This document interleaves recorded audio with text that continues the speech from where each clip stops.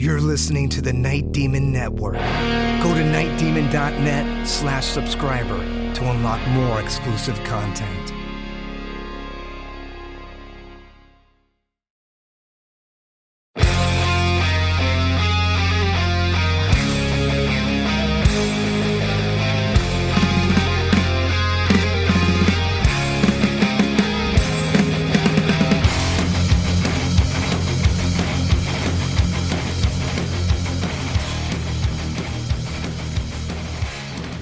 Hello and welcome to the Night Demon Heavy Metal Podcast. I'm your host Nesbit, and today we jump back in with Night Demon on the California leg of their 2014 tour in support of new wave of British heavy metal legends Raven. So hot off the heels of their first ever appearance at the historic Whiskey A Go-Go in Hollywood, Night Demon's tour rolls on through the West Coast. This is the 2014 Extermination tour.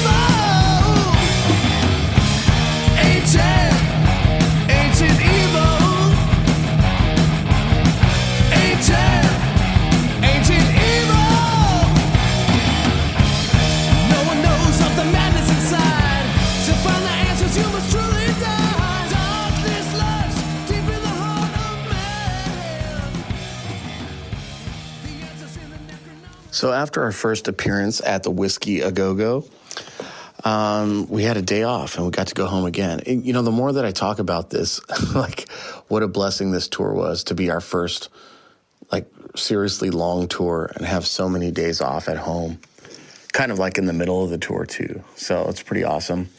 So we had a day off at home, and then the next show we had was in San Bernardino, which is about 2.5 hour drive from Ventura back south. So we drove back north to come home after the whiskey, but it was worth it when you have a day off. So we went down there and we played at a place called the Black Flame Collective, which essentially was just like a warehouse and that these guys ran. This is one of the shows that I picked up.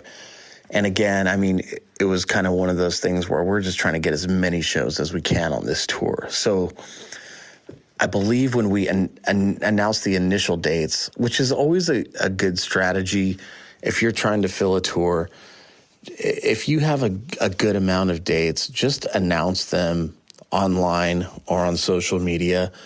This is some advice to bands out there, because once people see the tour, promoters look at that stuff and they see the open dates, they can see the routing, they can see where you're going. And that's when people start calling and say, hey, look, I see you have an open date here. It's right between this and that. I'm a promoter there. I'd love to do a show. That happens all the time. So if you're having trouble filling a tour for whatever reason, or you don't have enough contacts, that's a really good way to go about it, just to get the word out.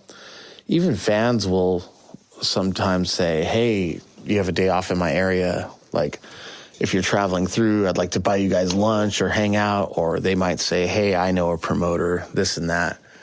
So yeah, this was one of those deals. We got hit up by this guy and that's it. We had a show, so we did it. Yeah, as I mentioned, it was just in a warehouse. It was kind of, I believe it was a weeknight. So the turnout was decent, but it was another total DIY show. And not too much fanfare happening there.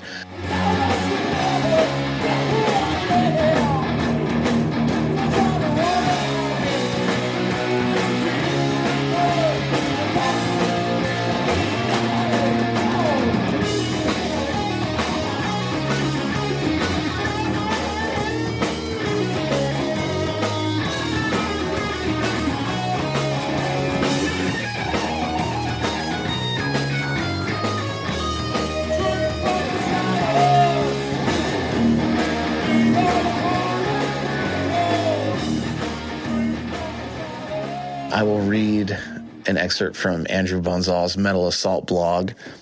Day 24, October 22nd, Knotfest. Well, he says Knotfest, N-O-T, not like the Slipknot Knotfest. So here's what he says about it. With everyone well rested on the off day after the LA show, all was in readiness for the next run of dates, starting with an all-ages gig at a DIY spot called Black Flame Collective in San Bernardino. For American metalheads, San Bernardino has always been synonymous with San Manuel Amphitheater, previously known as Blockbuster Pavilion and Glen Helen Pavilion. So for a change, it was interesting to discover its actual local scene. Side note here, yes, the Glen Helen Pavilion in San Bernardino is where the US Fest happened, I believe in '83, pretty legendary festival. It's also where the Ozfest had always happened. Maiden always plays there. It's where Night Demon played with Ozzy on the Ozfest as well. So it's kind of a large venue out there that I grew up going to shows at. So he continues on. The room was small, but still thrice the size of the garage in Santa Barbara last week.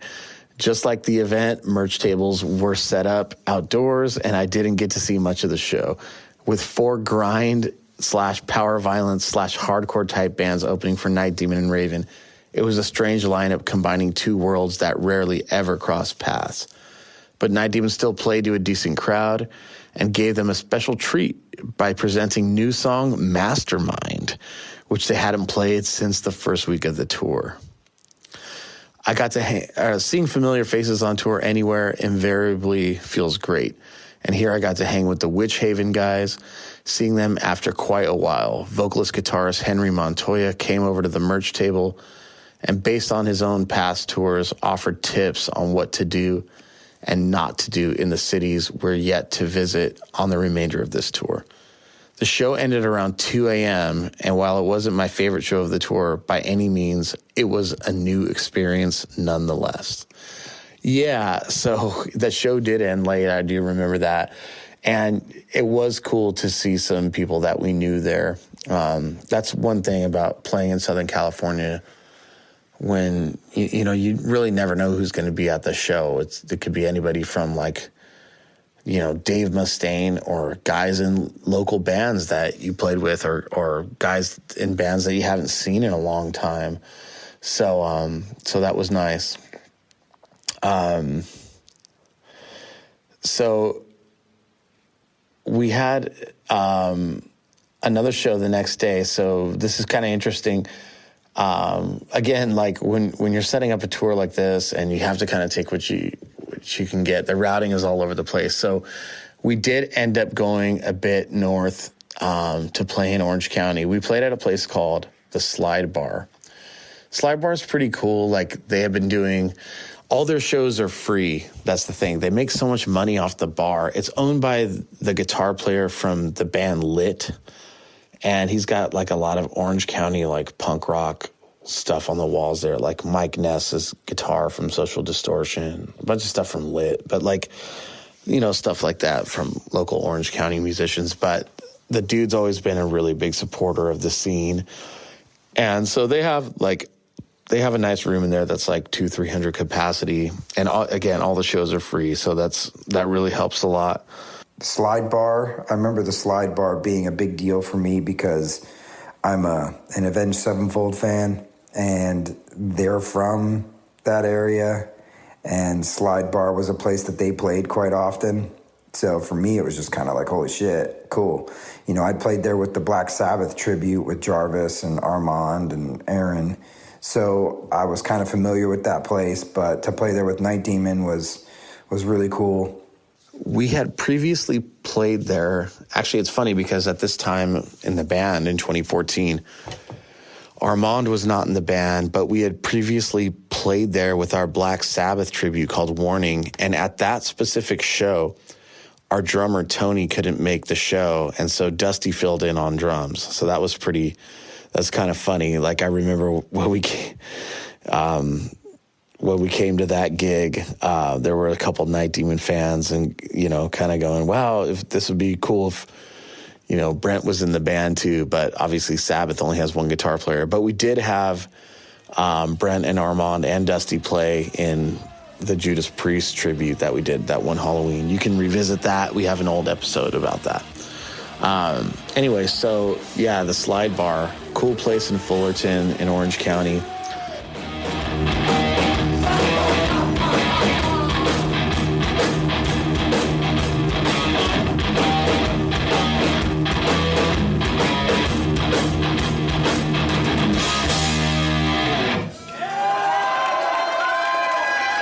Oh, thank you so fucking much, Orange County!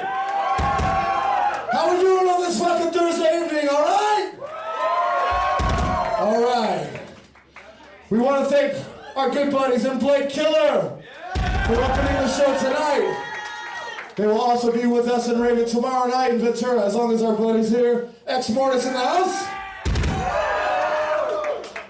And last but not least, our buddies from the best new fucking band in Orange County. Ladies and gentlemen, Morbid Eclipse. You guys don't know yet, but you will fucking know about this. Thanks a lot. We're we're from Ventura, California. We got a new record coming out on Century Media January 27th. This next one is not on it, but this next song is the fucking final song. Thank you. We're Night Demon. This is Night Demon!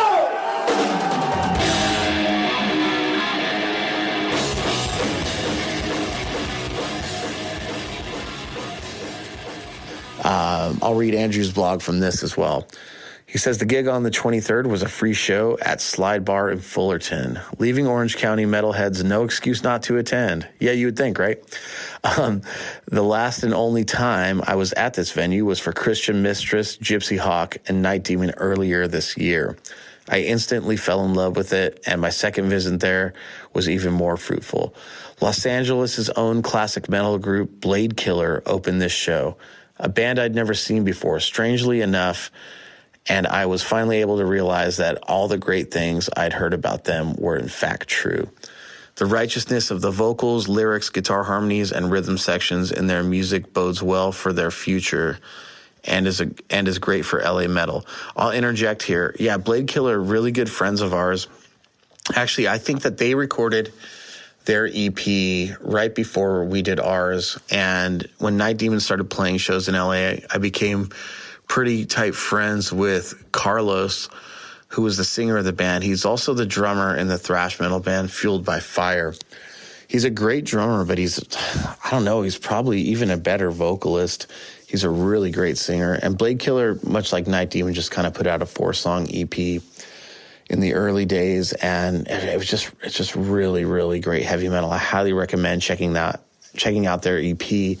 They also put out a full length some years later, which is really good as well. They've been somewhat, I don't want to say broken up. I don't think they ever officially broke up, but they've been inactive because members have been on other sides of the country. Carlos recently joined the hardcore legendary band XL as the drummer, and Fueled by Fire has reunited to do some shows. But I would check out all those bands, but specifically because we're talking about Blade Killer, I would definitely check them out. That's a band that needs to come back around. So Andrew's blog continues. The Night Demon guys like to surround themselves with bands they truly love and respect as musicians. And the list definitely includes Blade Killer alongside Ex Mortis and Morbid Eclipse, both bands in attendance at this show. The gig overall was thoroughly enjoyable, and the Slide Bar is now certainly my favorite OC venue. So yeah, I mean, I guess gives a lot of credit to what he said. We do surround ourselves with bands that we love. And the guys from Ex Mortis and Morbid Eclipse were there too. So again, in Southern California, it's cool. You never know. Just going out and playing a gig, you're always going to run into some friends there. And, it's not one of those things when you're a local band starting, you kind of feel like you have to call everybody and just say, man, we're playing this show. And you kind of got to beg them to come out. It's nice when you kind of just, throw that to the wind and you just show up and do your thing and kind of, target your fans and let them know so they can show up. And then the nice surprise is that your friends end up showing up and being there too. Yeah, I wonder about the slide bar, if it's even still going on and if it's still around or shows are still happening. I've been so far removed from the scene out in SoCal, I have no idea, and I haven't really seen anything online about it. But great place nonetheless, and lots of memories were made there for a lot of people.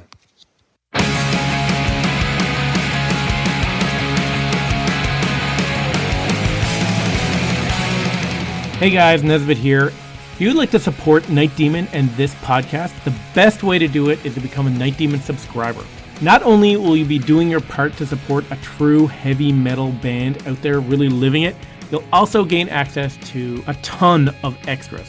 Bonus audio content, a subscriber-only merch store with rare items from the band's archives. You can stream never-before-heard demos and unearth live concerts from the live vaults. Communicate with the other Night Demon diehards on an exclusive subscriber forum, and gain early access to all press releases, album pre-orders, new merchandise, and a ton more. And another thing that I think is pretty cool is Night Demon will be donating 10% of every subscription fee to the Metal Cares Foundation, which is a charitable fund the band started in 2014 to aid those in our metal community. So head over to nightdemon.net/subscriber and join us as we make heavy metal history together as one. And on a side note, I'll personally think you're a grade A badass.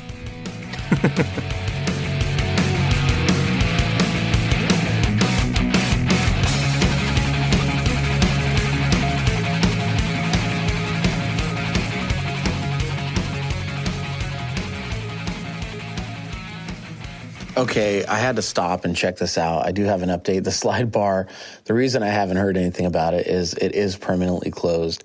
So there was an incident that happened in front of that place that I did hear about 10 years ago. Basically, a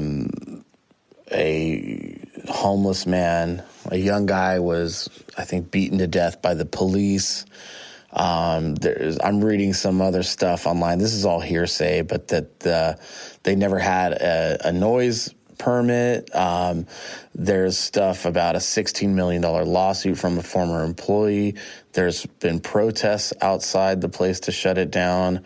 There's some talk about the owner like greasing up politicians with campaign funding. I don't know. Anyway, I don't want to throw salt in anyone's game, but that's what I read here. So it is no longer there. I'm glad that we have the memory here, and I believe we do have a recording of that show. So the set list there was the Conan intro, Doom Riders, Ritual, Road Race, and Ancient Evil, Satan, Curse of the Damned, Howling Man intro into Lightning to the Nations, The Chalice, and Night Demon. So hopefully we can get that up for subscribers in the very least. So after this Fullerton show, we ended up being able to go home again and sleep in our own beds or our own cars, or whatever we were doing at the time. And this is another show that we had booked. We had booked a hometown show, a Ventura show at the Bombay, which was kind of like our home bar back then. And it was cool. The Ventura County Reporter, like the local rag out here, wrote up a little article, Home for the Holidays, it's titled. I'll spare you with reading through it. It's just basically like talking about both bands, Raven and Night Demon, and us coming home for a homecoming gig on the tour. It actually says that we're wrapping up the tour there, but that's completely false because we definitely had some more mileage to go on this tour. But it was great because we got to have our hometown crowd there, and it kind of like gave us a little bit of a lift knowing that we had to go out and head out on this tour again. The hometown show at Bombay's. Yeah, it was nice to be back home after we had started that run. We were, almost halfway through the tour, and it was nice to be able to go home and see our friends and, sleep in our beds for a night. And Yeah, it was a good one. It was a good show. People thought Raven were cool, you know. They were like, oh, it's pretty insane that they're in Ventura right now. One more time, Mr. Brent Woodward. Here's Living Dangerous!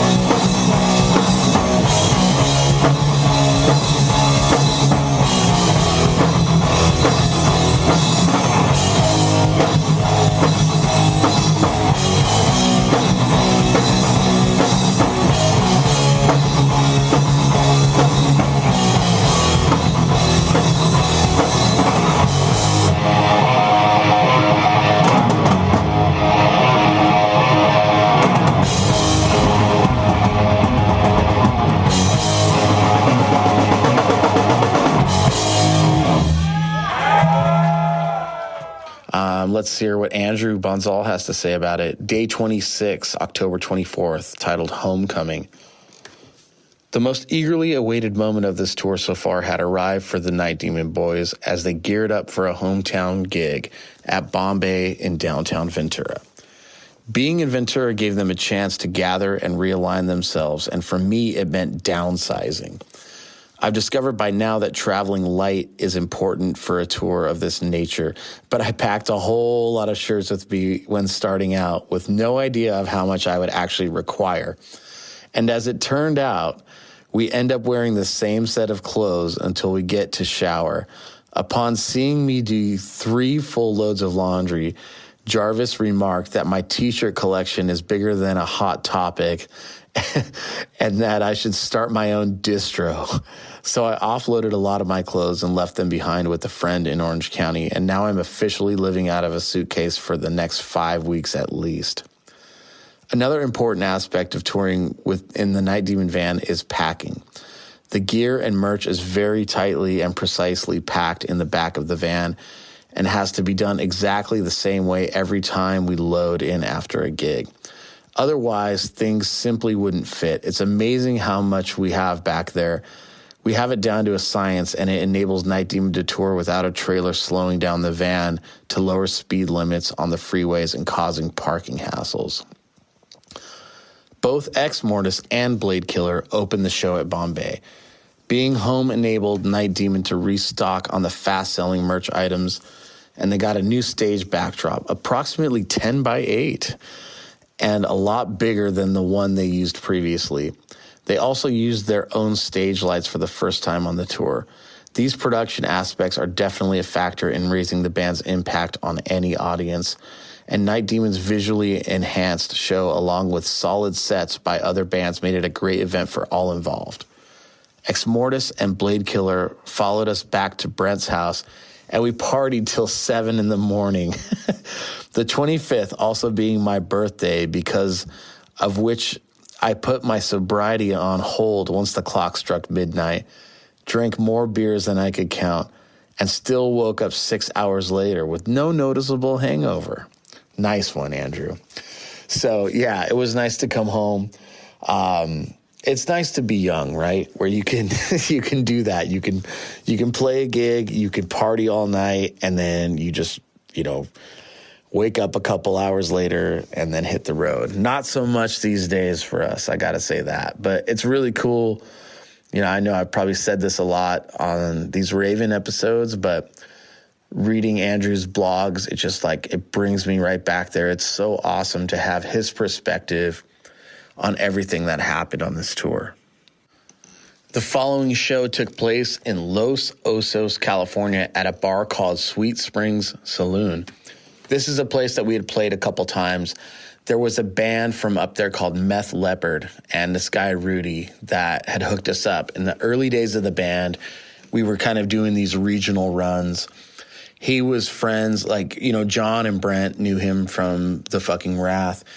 And he was just a good contact up there, really took care of us. So Los Osos is near San Luis Obispo, which is the central coast of California. About 2.5, 3 hour drive from Ventura, traveling north. And that's where the tour was headed now. So here's another one that I booked and another good stop on the tour. Not a lot of bands go to this area. It's kind of, it's a really sleepy beach area. There is a university nearby, but I mean, in 2014, I don't know how many university kids were listening to New Wave of British Heavy Metal. But I'm going to refer to Andrew's blog again. Day 27, October 25th. This title is The Bears. So I think that's probably because Los Osos means the bears in Spanish, right? So he goes. The boxes with the new merch stock were brought to the van and was somehow added to the meticulously packed arrangement in the back with surprise ease. The new stock was mostly for plus sizes, XL and beyond.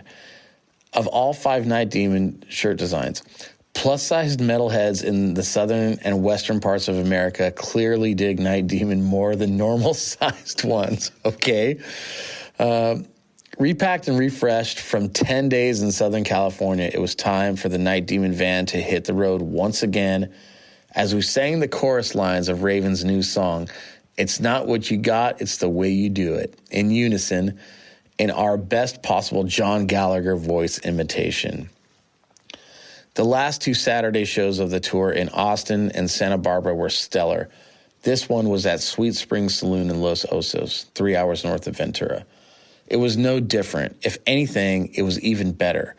Folks in these offbeat places don't get a good metal show often and are excited to get one, no matter who the bands are.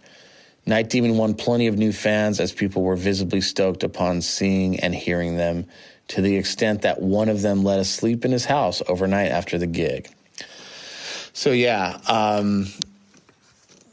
again, Rudy, I got to thank Rudy Castellanos for taking care of us, and we've always had a good time up there, and always giving us a place to crash and throwing us a great party. So another one checked off on the list. Next up, traveling north on our journey, we headed to Sacramento, the state capital, not the metal capital, but the state capital of California, at a place called the Blue Lamp. We had played Sacramento once before on our first full West Coast run with Iron Kingdom supporting us, and it was kind of a lackluster gig. But this one was a bit better at a cooler place.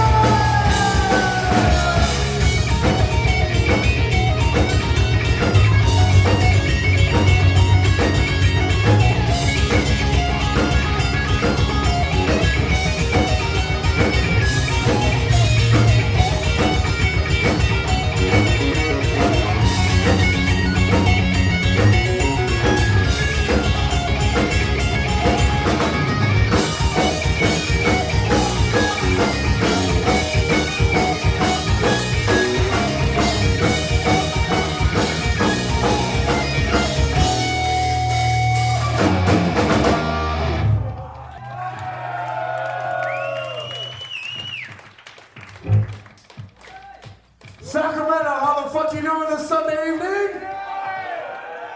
Fuck yeah, thank you guys so much for fucking being here. It's good to be back in Sacramento. The last time we played here, 2 guys showed up, and they're right here tonight. So we talked about that on the way up, booking this gig. Our agent said, no, Sacramento's a bust. And I go, dude, 2 guys came and they were super cool. So we know that if we come back with Raven, and these 2 guys come, we know that we have a home for metal in Sacramento. Is that right? We got a lot of new friends tonight. Same kind of normal set list: Ritual, Road Race, and Ancient Evil, Satan, Curse of the Damned, Lightning, Chalice, Night Demon. But it was really cool. This is like one of those things that, like, you know, a fan filmed and sent it to me.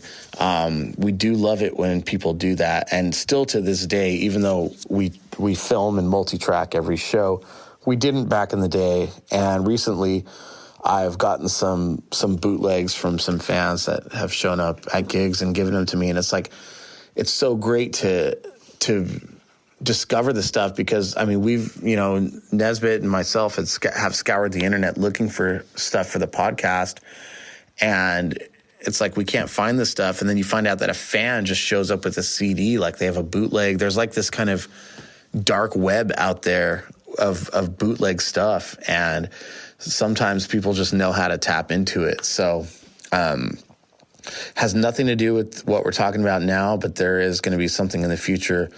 We do have some recordings of some previous shows that we've talked about on the podcast that we never had audio for, and now we do. So we're probably going to revisit some of that and give that up, give those shows out there to the subscribers at least. But the Blue Lamp was cool. Let's see what Mr. Bansal says about it. Day 28, October 26th. Okay, this title smells like Knotfest, and now it's spelled like not, like Slipknot, like the Knotfest. He says, we left Los Osos in the mid-afternoon, a little later than planned. Yeah, I wonder why. But still well in time to get to the Blue Lamp in Sacramento before the scheduled load-in time of 7 p.m. The 5 freeway northbound was in no mood to be our friend, though, as multiple accidents halted us to a standstill for at least an hour. We listened to Megadeth's Euthanasia in honor of its 20th anniversary, but soon realized that it's one album that did not stand the test of time, and switched to Rust in Peace. I'm going to interject here. Me and Brian, our drummer, were just talking about Euthanasia a few weeks ago, so it's funny to read this. I guess we have this kind of amnesia about things. I remember when that album came out, and I was really stoked because I was really getting into Megadeth at the time. And, you know, when you get into a band and you know their back catalog, when a new album comes out and you're young, you're kind of on board for that release, and you're following along with it as the singles come out, as they announce the album release date. You know, they do some live stuff on MTV. Euthanasia, for example, had a making of video that I had watched a million times. So, but yeah, Brian and I revisited that recently, and I got to agree with Andrew here. So he said this. I'm reading an article that he wrote 10 years ago. So really, it's kind of funny. We're talking about the 20th anniversary of this album 10 years ago. So now this would be the 30th anniversary of this album. And yeah, I mean, I gotta say, like, I still have this fondness for it. But when I listened to it recently, same thing. It didn't really stand the test of time, like the way that I remembered it. So, metal amnesia. Anyway, he goes on. Once we picked up speed again, we drove past a vast cattle field, countless cows grazing for miles upon miles. At first, I wasn't looking out the window, so the stench of dung made me think someone farted inside the van. I rolled the window down, and of course, the stench got even worse. Smells like Knotfest, said Brent. Okay. Those that don't get the reference, look up Knotfest camel dung. Okay, I don't know what that is, so you guys can look that up. Anyhow, Dustin drove nonstop, and we frantically made it to the venue at 9 p.m., with Night Demon's set time at 10:15, and 9:30 being the promoter's absolute latest cutoff for the band to be allowed to play. Man, see, I don't even remember that. at all. I'm glad we have this. There's a nice picture of me there pumping my fists with a couple guys in the crowd. He says, this was the fastest merch setup I've done so far, and it needed to be, as the doors opened at 8 and there was already an audience. While I did that, the band swiftly loaded their gear, got into their individual warm-up routines, and promptly hit the stage at 10:15. They absolutely nailed it, and this performance meant a lot to all of us because of the journey endured to pull it off. Sacramento served Night Demon a lot better than expected on a Sunday night. I met longtime pen pal and Metal Assault contributor Jason Coldiron, who later kindly welcomed us to sleep at his house at the show. After seeing Night Demon, he came up to me and said, I can see why you're touring with this band. Other people at this show said similar things as well. This tour has been quite an experience for me already, and comments like these only further vindicate my decision to be a part of it. That's super fucking awesome. That makes me feel really good and really proud. Thanks, Andrew. After Sacramento, we were headed to the Bay Area to play in San Francisco. And that's the San Francisco proper, not Berkeley, not Oakland, San Francisco. And we were playing at a club called the Elbow Room that is sadly no longer there, but owned by a really cool guy named Matt Shapiro, who has since moved to East Germany. We still keep in contact. Very awesome guy, big supporter of old school metal. San Francisco was kind of a special thing for us because of the metal lineage that comes from San Francisco. And Raven, not necessarily being a part of the San Francisco scene, but when you had guys like Brian Liu and Ron Quintana and all these guys really, and, just the bands, Metallica and Exodus and Testament and Death Angel, all these guys are huge new wave of British heavy metal fans, and everybody loves Raven up there. And, when Raven was coming out with their first records, there was a huge outlet for them on college radio in San Francisco and in the underground metal scene. So coming to San Francisco with a band like Raven was a big deal for us. We had only played there once, but it was a great show. We played with Midnight Chaser and Hellfire, but it was much more of an underground kind of like younger metal scene. It didn't have that feeling of you're traveling there with the originators of this thing. But I will give a nod to that show at our first San Francisco show that I just mentioned. We played at a club called The Knockout, and this guy Scott Holocaust, who has since passed away, rest in peace, died of cancer, was an awesome promoter up there, and I want to give him a nod. He helped out every band that came through town and did his best to put shows on for them. And so thank you for that, Scott. We wish you were still here, but we appreciate everything you did for us. So I do remember this show at the Elbow Room. It was awesome. It was totally packed in there. Andrew probably has a better memory, well, I'm sure he does. Actually, I don't know if I mentioned that before, that his memory is insane. But here's what he wrote 10 years ago. Day 29, October 27th. It's a long way to the top.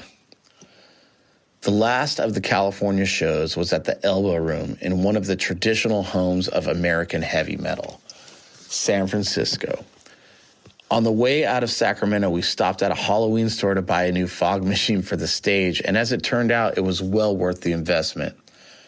I mentioned some of my pet peeves as the merch guy in the previous blog post, and all those things continue to prevail at every show. I'm not contemplating handing out free merch to anyone that does not place their drink on the Night Demon display board. You can also add people treating me like a retail store, trying on shirts and not buying them to my list of pet peeves. But there have been some positives as well, like the dude in Sacramento coming up and trying to trade a bag of weed for a shirt. I defer those types of decisions to the band, obviously. We arrived at the SF venue early and loaded gear and merch, carrying it all the way through a long flight of stairs leading up to the live entertainment hall on the second level. Logo support at this show came from Hellfire, but they were placed higher than Night Demon on the bill, citing bigger local draw as a reason for doing so. There was some debate over it, but politics aside, this debate was settled on stage as Night Demon completely dominated this show. Let me jump in here. This was 10 years ago. I actually hung out with the Hellfire guys last weekend in Tulsa. I've helped them get on a European tour. We are great friends with Hellfire, and we have a lot of respect for them. I think at this stage in the game, there is some kind of young, competitive fire, and, you know, things like that. When you're starving and you're hungry and you want this so bad, things like this, you know, we were on the tour with Raven. We were the direct support band. We did not want to be relegated to the opening band or demoted, especially in a place like this. You know, this was one of the most important shows of the tour in our mind. So I don't really remember how much debate was had about it. I'm sure there was, if Andrew says there was. But, you know, with us basically dominating the show, like he says, you know, Andrew's a straight shooter. He says it how he sees it. He's a journalist. He's been to a million shows, and he's very honest. And he tells us when we suck too, you know. So I do take his word for it. But again, like, I think we're kind of above competition at the stage in our career that we are now. Like, we're more about community and inspiring other bands than competing against them. But I think in this situation, we may have had something to prove, and that just the feeling of being demoted in a way when you feel like this is a good opportunity for you that you've worked for, it definitely, I would say it probably gave us a lot of fire in the belly here to do our best. So, you know, there's nothing wrong with that. But much love and respect for the Hellfire guys, very much so. So he continues on. Night Demon's decibel level and stage production with the giant backdrop, the lights, and the brand new iced fog machine was arena-worthy and perhaps too much for this room to handle. As the power blew out at the start of Night Demon's rendition of Lightning to the Nations. Following a delay of a few minutes, the band made a grand comeback, not starting the song all over again, but at the guitar solo, still playing out the whole set and conquering the elbow room crowd. I'll interject again here. I do remember that. I do remember the fog machine. Some of these fog machines, you know, they use a lot of power, and you need to use them on kind of an isolated outlet. You know, you're playing in a club. You don't know if it's the same circuit that the frickin' ice machine at the bar is plugged into. And sometimes things happen. But I do remember that with our lights and our fog machine, we did blow the power. So anyway, he continues on. After the gig, we crossed the Bay Bridge to get to Oakland, where we endured a quote unquote Walking Dead-like scene, being harassed by crackheads loose all over at a gas station. But we safely made it to the friend's house where we were going to spend the night. Two of us, including me, slept on couches in the house while Jarvis and Dustin slept in the van.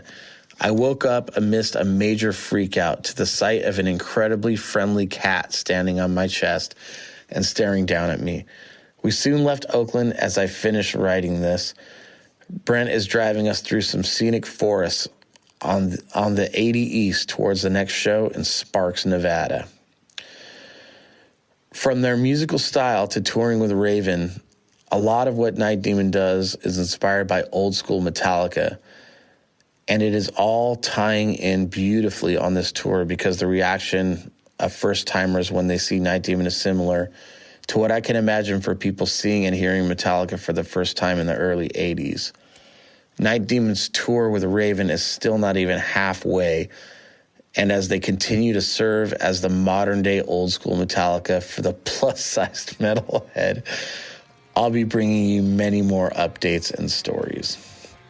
Man, that's really it's flattering to that comparison. Yeah, nice. Well, that's it for this week as Night Demon wraps up the California leg of their 2014 tour. We have lots of bonus content this week. We have the full video of the Fullerton, California show. We have the full video of the Sacramento, California show at the Blue Lamp. We have show posters, show reviews, and more. Find out how to get access and become a Night Demon subscriber on nightdemon.net. And until next time, this is Nesbitt signing off.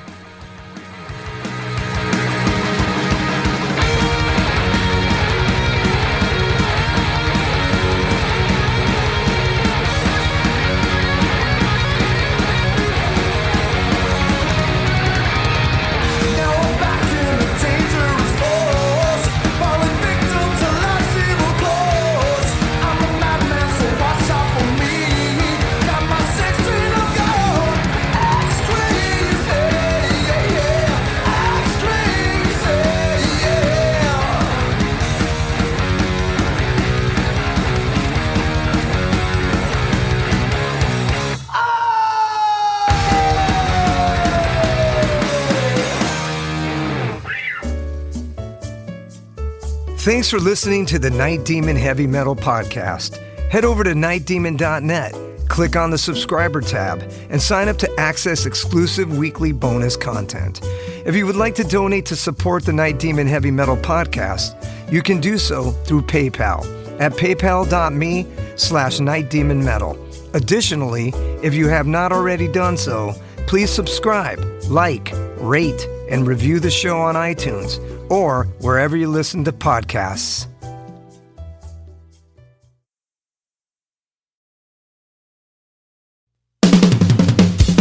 All hail, Night Demon Heavy Metal Podcast listeners. This is Dusty Squires chiming in to tell you about my brand new signature sticks from the London Drumstick Company. I've dreamt of having my very own drumsticks ever since I was a wee lad, and LDC made that a possibility for me. Founded in 2016 in London, England, the birthplace of heavy metal, the London Drumstick Company has trailblazed a path through the music industry and taken the drummer world by storm. When I met them for the first time, they knew their product was going to withstand the beatings of a Night Demon show. They took the time to work with me on getting everything just right. The balance and weight of my sticks are the same no matter what, and the durability is bar none the best I've ever had. I know my sticks will last through the set night after night. I'm truly honored to work with a company that caters to their players the way LDC does. Their innovation and attention to detail is what separates them from the rest of the stick makers out there. Their custom stick sleeves are unbelievable and really make the entire presentation complete. Wait until you see the design they came up with for me. It blew my mind and was a surprise to say the least. They have all kinds of amazing swag, including hoodies, t-shirts, drummer shorts, drum keys, stick bags, towels, face masks, practice pads, and much, much more. Even if you're not a drummer, you can be a part of Demon history and order my brand new signature sticks direct from their website. How cool is that? And to top it off, the London Drumstick Company are giving an exclusive offer to the Night Demon Heavy Metal Podcast listeners. Go to londondrumsticks.co.uk and receive a 15% store-wide discount using promo code DEMONSTICKS. All capital letters, no spaces, Demon Sticks. DEMONSTICKS. I can't thank everyone there enough for the opportunity to be a part of their family and for them trusting me with their amazing products. See you metal maniacs on the road very soon. And yes, the wood chips will be flying.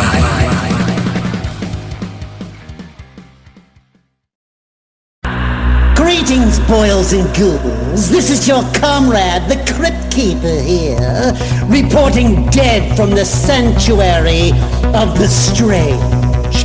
Tonight's macabre myth is a fright-filled feature, one overflowing with monsters, madness, and magic.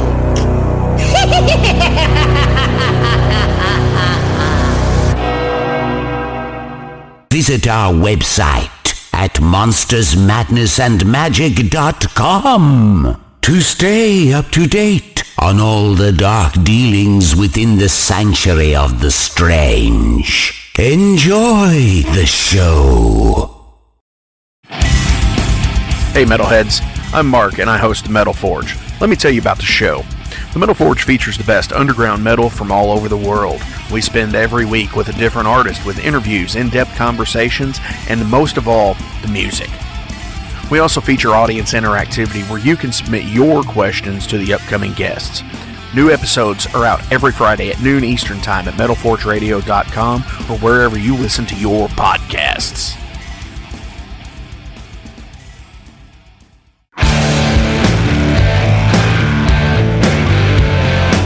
Want to know what's going on in the world of music? Then tune in to the Nothing Shocking podcast, a non-genre based, all-ages friendly rock and roll program. Join us weekly for interviews with all your favorite rock stars from the mainstream to the underground. You can find us at nothingshocking.libsyn.com or anywhere you download podcasts.